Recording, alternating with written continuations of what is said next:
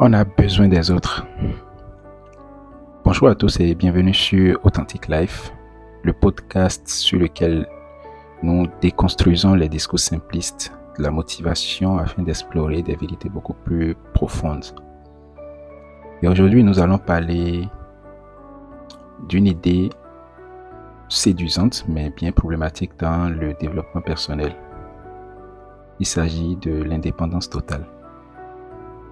Je veux dire, ce mythe de l'indépendance absolue où l'on se transforme en une sorte de super-héros du quotidien, capable de tout accomplir seul. Mais entre nous, est-ce vraiment possible ça? Et surtout, est-ce que c'est vraiment ce qu'on veut? Vous savez, l'idée de l'indépendance totale, c'est un peu comme croire qu'on peut manger un gâteau entier sans prendre un gramme. C'est-à-dire, c'est séduisant, ça semble incroyable, mais c'est loin d'être réaliste. Et dans notre société, on valorise souvent l'image du self-made man ou de la self-made woman. Ces personnes qui auraient tout accompli par elles-mêmes sans l'aide de personne. Et bien sûr, les gourous du développement personnel en rajoutent une couche en nous répétant que pour être vraiment libre, nous devons être totalement autosuffisants. Mais soyons honnêtes une seconde. Croire que l'on peut faire tout ce qu'on veut seul, en fait, c'est un peu comme essayer de faire du saut à l'élastique sans élastique. Non seulement c'est irréaliste, mais en plus c'est dangereux. L'indépendance totale, c'est un peu comme vouloir être une sorte de couteau suisse humain, multitâche, toujours prêt, mais au final, pas vraiment performant dans quoi que ce soit. On se met une pression de dingue à vouloir tout gérer seul. Et le résultat, on s'épuise, on s'isole et on finit par oublier que les autres existent.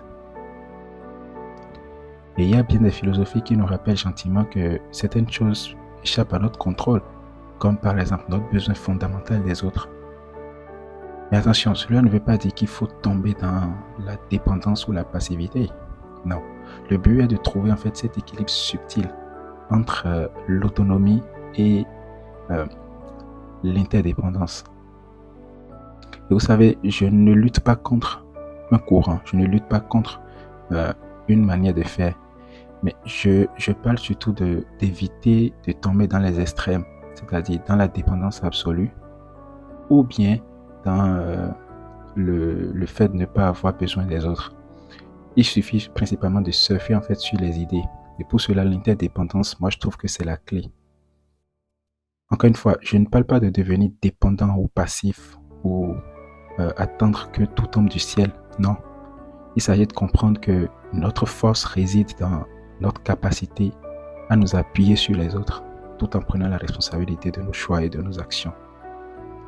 Vous savez, cette petite vérité que nous enseignent les, les, les différentes philosophies où tout est connecté, nos succès, nos échecs, nos joies, nos peines, et tout cela est façonné par les interactions avec les autres. Alors, au lieu de vouloir être ce loup solitaire, pourquoi ne pas devenir ce loup social, celui qui comprend que la meute, c'est la vie. Mais rappelez-vous, être dans une meute ne veut pas dire se fondre dans le groupe sans réfléchir. Cela signifie plutôt agir de manière autonome, tout en étant conscient de l'importance des autres. Être dans ce processus d'équilibre à chaque fois, mais avec beaucoup plus de conscience et de responsabilité. Et voyons comment faire par exemple de l'interdépendance un atout et pas un boulet au pied. Là, je vous présenterai principalement 3 points, comme d'habitude. Et le premier point, et non des moindres, c'est de réaliser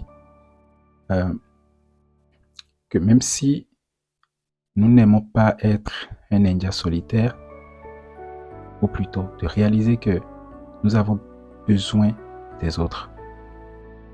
De réaliser que même si nous avons pensé que nous sommes vraiment des forts solitaires, nous avons en réalité besoin d'être entourés de personnes qui nous soutiennent. Et on peut les remercier.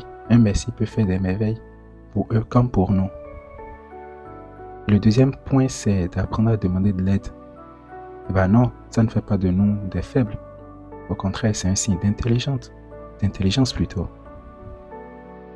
Et en plus, ça fait des liens plus solides et ça renforce notre réseau. Oui, gagnant-gagnant comme on le dit. Et le troisième point, et peut-être le plus important, c'est d'offrir notre soutien, d'être un pilier pour les autres. Parce que l'interdépendance, c'est un échange. Et plus nous donnons, plus nous en recevons en retour. Mais tout cela doit se faire en gardant notre propre sens de responsabilité en tête. C'est-à-dire ne pas juste donner pour recevoir, mais donner parce que nous le voulons vraiment pas, et parce que c'est ce qu'il faut faire, parce que c'est ce qu'on a à faire. Et en fin de compte, l'indépendance totale, c'est un peu comme chercher à attraper une étoile filante.